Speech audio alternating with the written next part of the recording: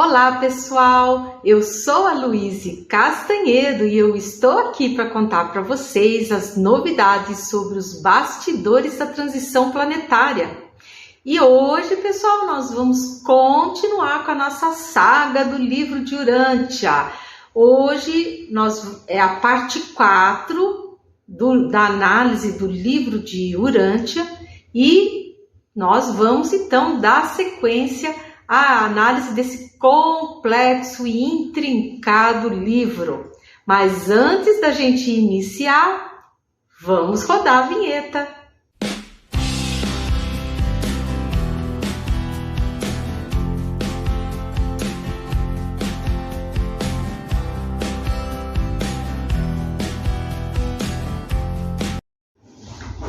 Pois muito bem, vamos começar o nosso vídeo de hoje, onde eu gosto sempre de saudar a todos vocês, meu público querido, desejando muita saúde, muita paz, muita harmonia e principalmente muita esperança, conforme nos foi solicitado mais uma vez de forma até assim veemente pela espiritualidade. Vamos, gente, orar com muito fervor pela paz mundial. Vamos orar para que essa paz venha e se faça duradoura, para que todo e qualquer tipo de violência, seja ela da forma que for, física, psicológica, que seja erradicada aqui do planeta. E continuar com os nossos demais pedidos, que também são muito importantes, gente, como pedir pela anulação desse plano aí terrível das trevas, junto aos encarnados trevosos. Vamos pedir também pelas nossas cidades de São Paulo, Rio de Janeiro e Brasília, que ficaram com muita energia restante das estações da discórdia que lá haviam. Vamos continuar orando pelo pessoal lá no Piauí para que cessem esses ataques de extraterrestres por lá. Vamos também continuar orando pelo pessoal de Juiz de Fora, Ubá, que foram recentemente atingidos por uma quantidade imensa de chuva. E é isso, gente. Vamos orando, porque quanto mais nós orarmos, mais fortes seremos, mais rápido tudo acontecerá da melhor maneira possível e também, gente, mais suavizações nós vamos obter, né? Não se esqueçam também de orar pela suavização na operação de despertamento físico, que ainda não aconteceu. Tem gente que está me escrevendo perguntando: ai, Luiz, isso que está acontecendo já é a operação de despertamento físico? Não é não, gente. São avisos, isso é uma prévia, tá? Então, vamos orar pela suavização aí dessa operação de despertamento físico. Mas sem medo, gente, sem medo, porque quem orar vai ser sempre muito protegido. Não se esqueçam disso. Nós não estamos abandonados. Cristo vela por nós. Maria vela também por nós, né? Mas vamos começar a nossa análise aí do livro e vamos entrar então hoje nesse vídeo aqui. Nós estamos entrando na parte 3 do livro, tá? Porque é um livro enorme, né, gente? É muito complexo e olha que eu tô pegando assim os principais assuntos, tá? Mas tem muita coisa para ser analisada, que merece ser analisada sim. Nós temos que compreender o que esses livros falam e a partir dessa compreensão fazer as nossas reflexões. Porque como em tudo nós temos verdades misturadas com muitas mentirinhas, né? Distorções, e a gente precisa ter olhos de ver para poder saber aonde que está a verdade, o que a gente pode considerar e aquilo que a gente deve descartar, tá? Então, antes de nós iniciarmos ao processo de perguntas e respostas, né? Cumpre dizer que hoje estamos analisando a terceira parte do livro de Urântia, que versa sobre a história de Urântia, do nosso planeta, que eles chamam de Urântia, que é a Terra.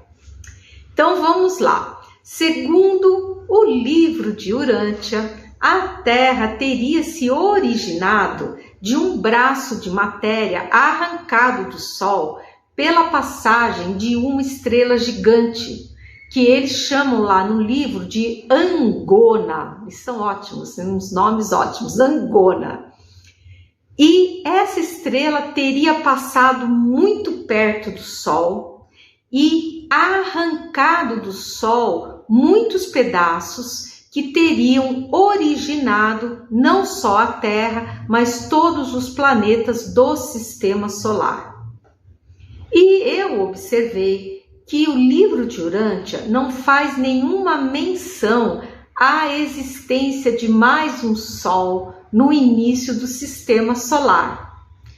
Quem me segue já sabe que num dos contatos que nós tivemos com seres elevadíssimos, que são já pré-cristos, que habitam o nosso Sol, e teve uma entidade maravilhosa, de cunho feminino, do que eu pude entender, chamada Raio Diamante de Sol, e ela nos explicou que lá no início que o nosso sistema era binário, tinha 2 sóis, e que por determinados motivos um desses sóis foi arremessado para fora, tá? E então nosso sistema solar passou a contar com apenas uma única estrela para nos aquecer, né? Aquecer e alegrar também, né? Porque, gente, um dia de sol não tem coisa melhor no mundo, né? Muito gostoso, né?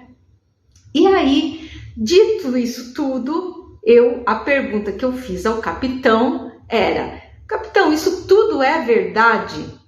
Né? Porque quem está nos dando todas essas informações, quem nos deu, foi o nosso estimado capitão, que é o meu mentor da equipe do Segundo Império, que está sempre comigo, desde lá o primeiro vídeo que eu fiz, o primeiro trabalho, ele já estava ali, né? E ele é um querido, está sempre me ajudando, me orientando, e ele, assim, apesar de toda a modéstia e a humildade que ele sempre tem, ele manda muito bem e sabe de muita coisa, né? E é nessas horas que a gente vê a sabedoria dele, como que ele manja das coisas, sabe? Mas vamos lá. Aí eu fiz então a pergunta, eu falei: é verdade que o sistema solar foi criado desse jeito, que passou essa tal estrela chamada Angona? Gente, que nome, né? Angona, achei muito divertido. E arrancou um pedaço do nosso Sol, e que aí formou os planetas? Daí ele falou assim: não, minha filha, essa história não procede. O sistema solar foi formado através da poderosa força centrípeta, que fez com que os 2 sóis existentes inicialmente lançassem pedaços enquanto eles giravam a uma velocidade inimaginável. Mas vamos para frente, né? Já definida essa questão da criação do sistema solar, vamos para o próximo assunto. Segundo o livro de Urântia, a vida foi implantada por seres chamados portadores da vida. E eu fiquei então pensando se seria o caso de um processo de panspermia. Para quem não sabe, a panspermia é uma teoria segundo a qual micro-organismos ou precursores químicos da vida se encontram presentes no espaço, sendo capazes de dar surgimento à vida quando atingem um planeta adequado. Vários experimentos já foram feitos, constatando-se que meteoritos contêm evidências de vestígios de micro-organismos neles e de água também. Então, a pergunta que eu fiz foi se isso tudo era verdade, se a vida aqui para a Terra ela teria sido trazida por seres de fora ou se ela surgiu aqui no planeta sem qualquer interferência externa. E aí o capitão respondeu, ele disse: sim, minha filha, é verdade, o fenômeno da panspermia existe e foi o principal responsável pela introdução da vida no planeta. Claro que tudo monitorado pela equipe crística do orbe. Então é isso, porque o que diz a panspermia? Que vêm objetos do espaço que penetram na atmosfera terrestre, meteoritos, asteroides, e que esses objetos eles contêm neles,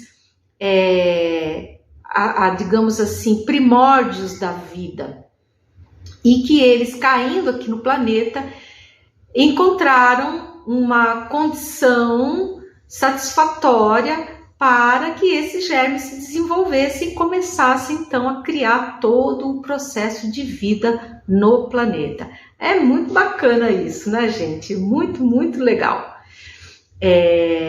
Então, isso tudo foi devidamente esclarecido, esse ponto aí. E eu perguntei, ainda fiz mais uma perguntinha para o capitão, né? Eu falei assim, mas capitão, a elite trevosa já não estava aqui no planeta desde que ele era uma bola de fogo, cocriando tudo aqui?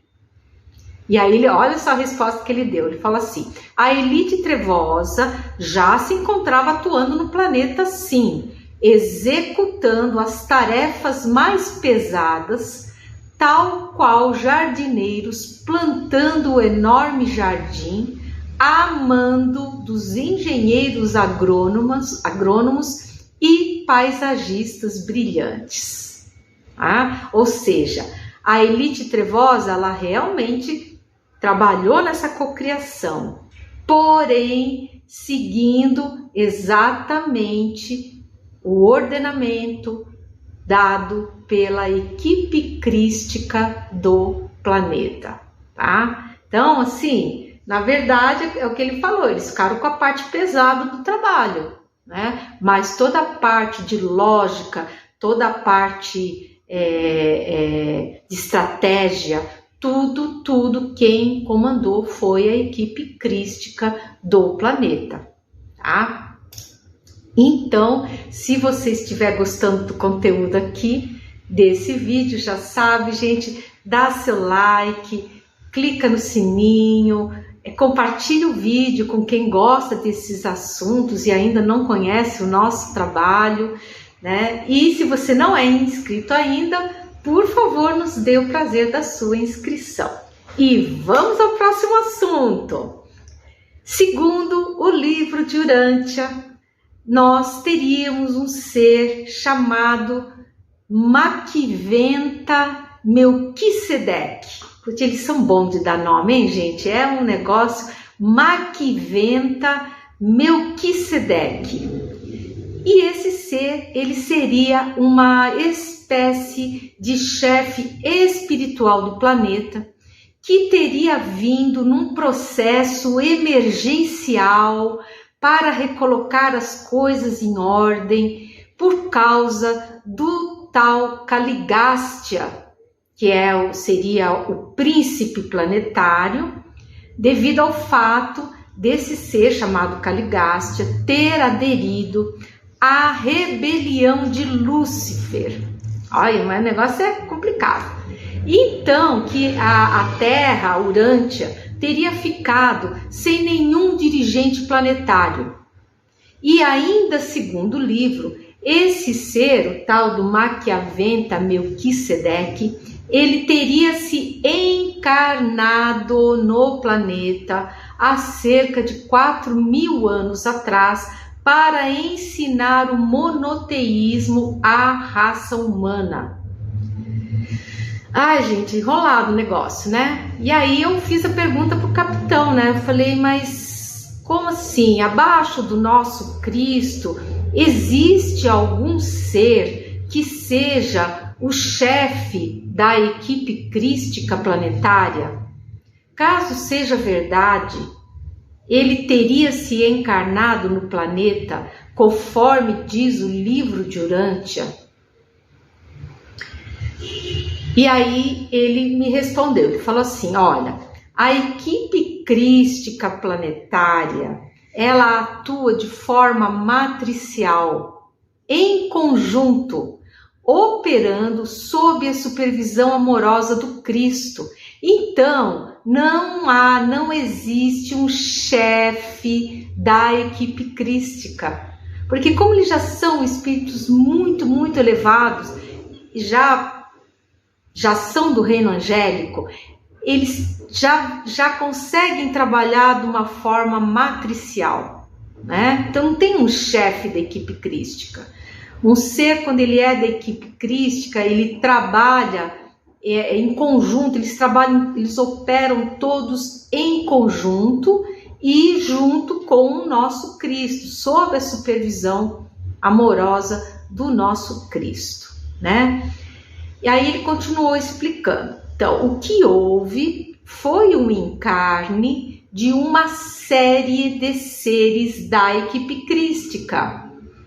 Para quê? Para a apresentação dos primeiros ensinamentos crísticos com as noções de um Deus único e atemporal, criador de tudo, tá? Então nós tivemos aí, a gente sabe, no passado, encarnações dos conhecidos e dos não conhecidos. Por exemplo, o nosso queridíssimo Merípades, nosso druida ancestral, é um desses seres da equipe crística que se encarnou lá nos primórdios da humanidade.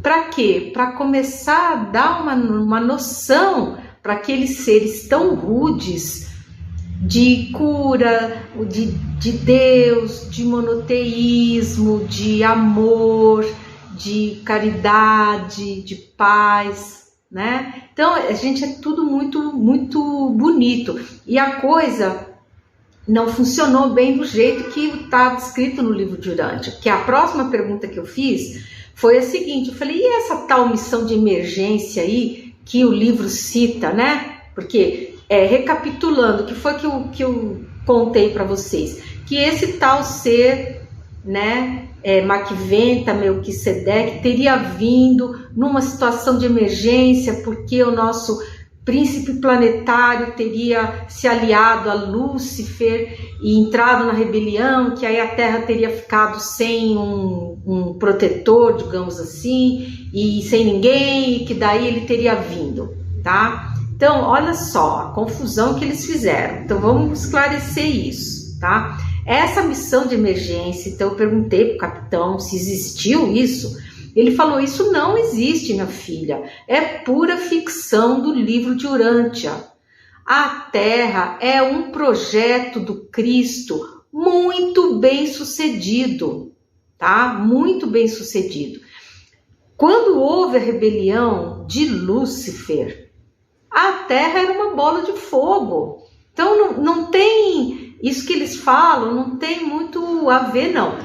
Depois, nós até recebemos aqui seres que vieram exilados aqui para a Terra, que atuaram na Guerra de Órion, que ficaram presos por éons, por eras, tá? Mas que fizeram as reflexões, e a partir do momento que eles fizeram essas reflexões, eles toparam vir para um planeta primitivo para reiniciar a jornada evolutiva deles, tá? Mas essa história que o livro de Urântia nos conta, dessa rebelião, que ficou sem ninguém para tomar conta, isso aí, gente, é pura ficção, pura ficção. O que é o fato? O que é a verdade?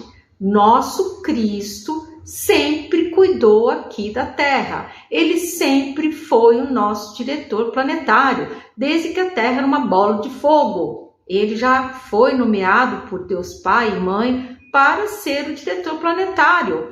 E o projeto dele, gente, é muito bem sucedido. Tanto é que nós estamos agora prestes a passar para o mundo de regeneração, para a grande alegria dele, tá? E nossa também, né? Porque olha, ninguém aguenta mais esse mundinho de expiação e provas, né? Então, tomara que a gente entre logo nesse mundo de regeneração, né? E então é isso, é uma questão assim muito complicada, mas eu espero que tenha ficado claro para vocês. E vamos seguindo em frente. Estudando o livro de Urântia, nós observamos que ele cita uma criação hierárquica de seres a partir de Deus, uns criando os outros, tá? Por exemplo, o tal ser chamado de Maquiventa Melquisedeque, ele não teria sido criado diretamente por Deus, e sim pelo Cristo Miguel, mais a consorte divina. E ele seria um ser semi-perfeito. Há confusão. A criação dos seres, ela seria feita de uma forma hierárquica, com criações cada vez menos perfeitas até chegar a nós. Então vejam bem o que o livro de Urântia propõe, o que ele diz. Ele não fala assim, Deus criou todo mundo. Ele fala, não, Deus criou uns seres perfeitos, que a gente já sabe que não é verdade. Então, e esses seres perfeitos, mas que não têm experiência, eles teriam criado outra camada de seres, mais imperfeitos ainda, que por sua vez criariam mais outros seres que seríamos nós, tá? Nossa, eu achei louco de esquisito isso, né? Mas eu fui seguindo a metodologia. Aí eu perguntei para o capitão se isso tudo procedia ou não.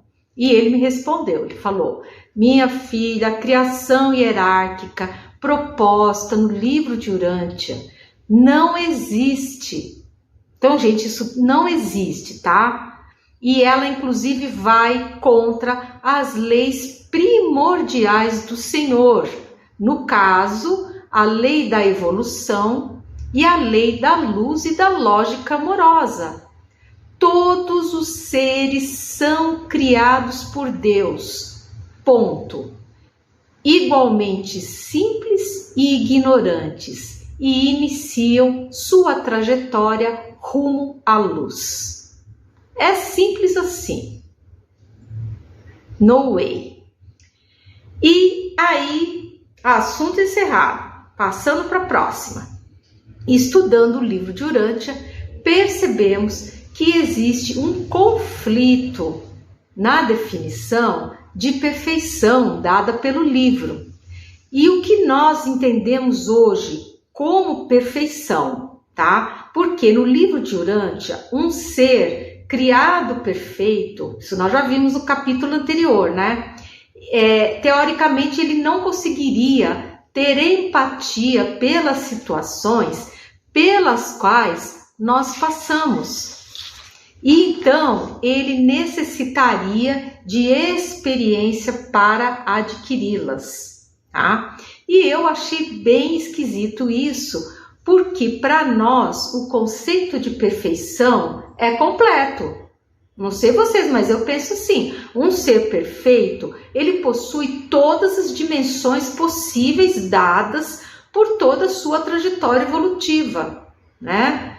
E enquanto que o livro de Urântia diz que não, o cara é perfeito, foi criado perfeito por Deus, mas ele não tem empatia pela situação, ele precisa adquirir experiência. É alguma coisa aí que não tem uma ligação lógica com isso. E é claro, então, eu perguntei para o capitão se a minha percepção estava correta. Ele disse, sim, você está correta nas suas ilações, nos seus pensamentos. Um ser perfeito o é em todas as dimensões. Claro, gente, isso é lógica, né? Se você perfeito é perfeito. Se você chegou na perfeição é porque você já se desenvolveu em tudo. Se faltou alguma coisa, você não é perfeito. Falta alguma coisa. É lógico, né, gente? Enfim, E o capitão continuou explicando. Ele falou assim: a empatia nesse ser perfeito, ela é total com os demais seres. E o seu comportamento emocional também. A dissociação entre emoção e perfeição, que é feita pelo livro de Urântia, está decalcada num costume moral de determinadas coletividades que entendem que a emoção é um sentimento contrário à perfeição e que ela deve ser abafada, quando o correto é o seu pleno desenvolvimento. A gente observa esse traço cultural muito forte entre os japoneses, a civilização, a cultura japonesa, os povos germânicos e anglo-saxões, entre outros. E realmente, gente, são culturas aonde você demonstrar emoção é um sinal de é visto como um sinal de fraqueza, é visto como uma imperfeição, quando na verdade o correto é o desenvolvimento das duas vertentes, tá? A emocional e a intelectual, aonde uma não deve predominar sobre a outra, as duas têm que ser desenvolvidas, e é esse desenvolvimento que traz o sentimento pleno de empatia pelos seres que já atingiram aí um grau de perfeição. E agora, gente, nós vamos entrar num assunto muito interessante, que é a questão de Adão e Eva, tratadas aí nessa parte 3, segmento 3 do livro de Urântia. Vamos lá. O livro de Urântia, ele nos relata que, e segundo o livro de Urântia, que antes de Adão e Eva, teria vivido um outro casal chamado Andon e Fonta. Eu achei muito interessante, que eu nunca tinha ouvido falar isso, eu sempre ouvi falar de Adão e Eva só, agora esse tal de Andon e Fonta, nunca tinha, não sei vocês, mas eu nunca tinha ouvido falar. Então eu perguntei para o capitão, falei: capitão, isso procede? O livro de Urântia aí está nos contando alguma coisa que a gente não sabe mesmo? E aí ele respondeu, ele falou: procede sim. Andon e Fonta seriam, claro que é uma alegoria, tá? Assim como Adão e Eva, tá? Não vão achar que era a Eva e o Adão, não, são alegorias de raças, tá? Então, Andon e Fonta seriam as raças autóctones do planeta. Ou seja, o que é uma raça autóctone? É aquela raça composta por seres que migraram do reino animal para o reino hominal, estando ali nas suas primeiras encarnações como dentro do reino hominal. Essas são as raças autóctones do planeta, tá? Então, Andon e Fonta seriam essas raças autóctones. E sim, era mais de uma raça que existia. Nesse sentido, o livro de Urântia coloca um princípio que a Bíblia não relata. Existe apenas uma leve menção desse assunto na Bíblia, quando ela relata que Caim, depois que ele mata o irmão dele, o Abel, ele foge para uma cidade chamada Nod, e lá ele se casa, tem filhos e se estabelece.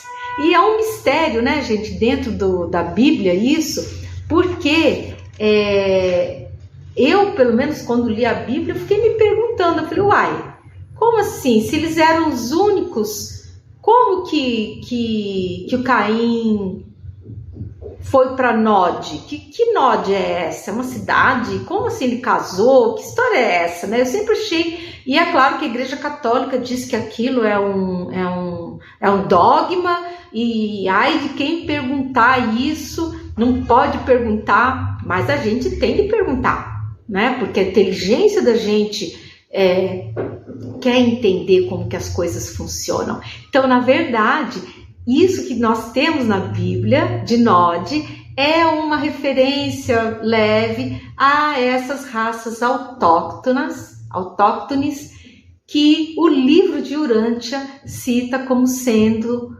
Andon e Fonta. Bem interessante, isso eu achei bem bacana, né? Inclusive, olha só que interessante, eu até dei uma pesquisada na Bíblia aqui, eu vou até falar com vocês, que diz assim, ó, após matar Abel, Caim foge da presença de Deus e vai morar na terra de Nod, a leste, ainda dá um lugar, a leste do Éden, onde ele construiu uma cidade e a nomeou em homenagem ao seu filho Enoque, tornando-se um fugitivo errante. E isso está onde? Está em Gênesis, no capítulo 4, versículos de 9 a 17. Tá, gente? Vou ver se eu consigo colocar isso na descrição para vocês. Quem quiser ir lá pesquisar para checar, vai lá que vale a pena. E na Bíblia, então, é relatado que ele funda essa cidade, o Caim, né? E que tem filhos, né? E como poderia ele fundar uma cidade se ele estava sozinho? É uma lacuna de conhecimento que existe dentro do nosso texto sagrado da Bíblia, tá? E que essa informação do livro de Urântia realmente vem completar, viu? Isso foi muito ponto para o livro de Urântia, eu achei bacana. E segundo ainda o livro de Urântia, agora Adão e Eva seriam um projeto de melhoria genética da raça humana que fracassou devido à impaciência de Eva em aguardar o tempo correto para a miscigenação. E que então essa miscigenação teria ficado incompleta e que o experimento de melhoria teria sido interrompido, ficando a raça humana prejudicada. Bem interessante, né? Essa proposta aí que o livro de Urântia colocou, que no caso Adão e Eva, eles seriam um projeto de melhoria genética de Andon e Fonta, mas que Eva não teria tido paciência de terminar o processo de miscigenação genética, teria quebrado isso, e que a raça humana teria ficado meio com o pé quebrado, ela não teria terminado de ser melhorada, tá? E a pergunta, é claro, ao capitão foi se isso tudo procedia, se era verdade ou não. Gente, agora prestem atenção que o capitão vai nos contar, que é muito interessante. O que ele falou, né? Ele falou assim, Adão e Eva foram, as raças, né? Foram fruto de experiências genéticas conduzidas pelos Anunnakis, que então, naquela época, era uma civilização estelar, não elevada, que gerou esses espécimes melhorados para que eles trabalhassem como escravos na mineração do ouro que lhes era necessário, tá? E Jesus deixou a coisa correr, falou, vocês estão querendo criar um espécime melhor, então vão lá, vou dar uma supervisionada por aqui, vou deixar vocês fazerem o trabalho aí. Jesus assim permitiu, pois o projeto dos Anunnakis ia ao encontro do seu projeto. Que projeto é esse? Projeto de instalação da raça adâmica aqui no planeta. E também do seu experimento do Cristo, né? de aceleração na evolução das mônadas. Tá? Então vocês vejam que coisa maravilhosa, né? Porque a divina providência, ela aproveita tudo, transforma tudo dentro da utilidade necessária. Então os Anunnakis só conseguiram fazer o que fizeram porque houve a permissão do Cristo, porque o que eles estavam querendo fazer, apesar da intenção deles não ser legal, porque o que eles queriam eram escravos, mas a criação dos seres, isso sim, batia com o projeto do nosso Cristo. Então o Cristo permitiu que eles fizessem até o ponto necessário, tá? E quando chegou esse ponto, tá? Que eles gostariam de continuar com essa escravidão, o Cristo chegou lá e falou: olha, amigos, deu, agora vocês fazem as malinhas, voltem para o seu planeta, porque aqui é um experimento de Deus Pai, de aceleração na evolução das mônadas, então o papel de vocês aqui acabou, o planeta vai ser isolado, porque é um experimento, vocês podem ir embora. E os Anunnakis, claro, né, fizeram as malinhas deles e voltaram lá para o planeta deles, né? E quanto, aí o capitão continuou falando, quanto à interrupção do experimento, né, do tal experimento do Adão e Eva, agora a gente está voltando lá no livro de Urântia, tá? O tal experimento de Adão e Eva, que a Eva não teve paciência, blá blá blá, é esse experimento que eu estou falando agora. Quanto à interrupção desse experimento, isso não aconteceu de jeito nenhum, tá? Essa foi uma interferência feita por Javé. Olha só que danado, né? Para fazer com que todos acreditassem que a raça humana teria sido mal construída, que seria ruim, tá? Que a gente não presta, que a gente não vale nada, tá? Por quê? Porque, é claro, Javé, ele é frontalmente contra o nosso Cristo, por questões, a gente já viu isso, tem vídeos sobre isso, passados, né? E ele, então, coitado do Cristo, tudo que Cristo faz, ele implica, ele acha ruim, ele é contra, né? E no caso, a raça humana, ele ficou espalhando aí aos quatro ventos que nós somos horrorosos, que a gente não presta, e essa crença, infelizmente, ela existe. Muitas vezes a gente vê vídeo, vê coisa dizendo, o planeta era feliz enquanto a raça humana não estava aqui, blá, blá, blá, blá, blá, blá, nós somos horrorosos, a gente detona com tudo. Não é bem assim, não é bem assim. Nós somos um experimento, estamos percorrendo a nossa trajetória evolutiva, ainda estamos no início dessa trajetória e é natural que a gente cometa erros, assim como nós cometemos acertos também, tá? Então não é isso. A raça humana é maravilhosa, é um projeto muitíssimo bem sucedido do Cristo e que vem caminhando muito bem, muito bem. Tanto é que quem é que vai ser exilado do planeta? Uma minoria, apenas 22% da população. E isso, gente, já é um indicativo muito forte de que esse experimento de aceleração na evolução das mônadas, tá funcionando e muito bem, porque o nosso Cristo não dá ponto sem nó, né? E o Javé, ele adora dizer que a gente é ruim, que a gente não tem jeito. Para quê? Por que ele faz isso? Primeiro, porque ele não gosta do Cristo. Segundo, para que a gente se sinta culpado e assim, aquele culpado sem jeito, que a gente nem tente melhorar, que a gente nem queira pensar em melhorar, porque daí ele consegue manter o domínio dele no planeta, né? Mas, sempre tem um mais, a luz sempre vence e é perseverante e ela vai nos encaminhando sim para a melhoria interna e para a nossa felicidade, tá?